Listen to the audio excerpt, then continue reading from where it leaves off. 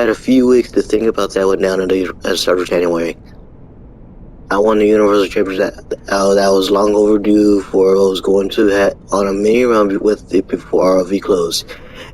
And just when I thought the green light had been bearded for me to do so, here comes the selfish bastard known as Dominick Kato, and he and I, we have never seen eye to eye, not even our best days when ROV first opened its doors after Deshaun Watson and I were let go for Ultimate Championship Wrestling in 2017. I knew I had to make statements everywhere I could, and I did exactly that. Having a last man in a hell match at the original I Event in Hell show, to competing for commentary spot in a four-way match at Buckle Up, to beating Virgil Snow one-on-one, finally hitting what I thought could be the pinnacle of my career in a forum, making Dominick Kato tap out for the ROV Openweight Championship. Now I had plans to go on a major run with that title until my wife Emily was kidnapped by Brandon Cuevas, Randall Taggart, and now Brandon and I, we will set our differences on the CN inscriptions one-on-one. So I'll get to him when I get to him. But there's one other problem in this scenario, and that's Taggart and Charles. I just want to believe you didn't call for Taggart to help you beat me in the ladder match on the episode 18, Charles. But let's be frankly with each other ourselves. Considering the shit you pulled since then, and you haven't exactly proved the most solid alibi in that case. You and your family can keep claiming innocence all you want, especially that puppet of a brother you have. But the rest of us know better. So in due time, Charles, I will deal with that you personally, as we have unfinished business. Now, Dominick Kato, as for you, we go way back, farther than any previous mentioned three. We all go way back to day damn one, since the first day RV. You and I traveled the same roads and shared the same hotel rooms, sometimes more than that, 6 people crammed in. But now, because you feel slight and overlooked, you chose Chicago of all places to do what you did. My question is, why did you not take your shot at ROVX? Why did you sell your baby to a man who, over a year and a half ago, got fired after sexually arresting my sister-in-law? Our sister-in-law?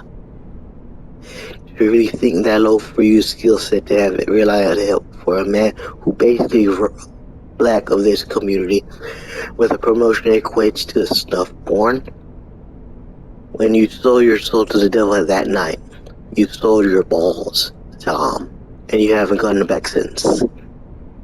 Yeah, sure, Walton took the beakers from you, but that was an insurance that didn't fall into the wrong hands. But look what happened. You're not the man enough to make a everlasting moment. You so stupidly gave the moment of your balls somebody who wasn't deserving. Somebody who didn't have destroyed our CAW network had it not been for the Bloodline Legacy Mafia.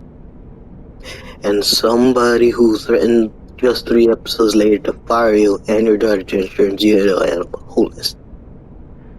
Yet somehow you smarten up, and somehow smarten up, that little glimmer of hope shine through. And for a brief moment I saw Dominick Kato, and I first met that day when ROV opened its doors. For the first time when you attack Walton, and then you jump me and catch and then take my title, thus rendering the glimmer of hope essentially pointless. 7 years I waited for that moment. In 95 seconds, you took it all away from me. You took my boyhood dream and you crushed it for yourself in this time. When you know what? Considering I never switched up and remained loyal to the CAW network, unlike you.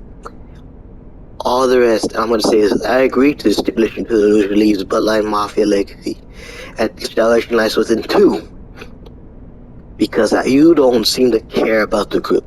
You don't like care the fact that your wife was sticking her behind your back with the old flame of her past? Yeah? When I beat you in Madison Square Garden, you can't lose Mark and Sonya as an excuse to why you lost. Because you have nobody to blame but yourself for being not able to keep your in check. I'm taking back the Universal title in New York City. I'm going to be the final ROV Universal. I will have my moment even for a brief while. but I'll make sure that alongside my brother Walton, while you be coming outside looking in. You had your fun, Dom, but the game's now over. In New York City, all chips are out the table.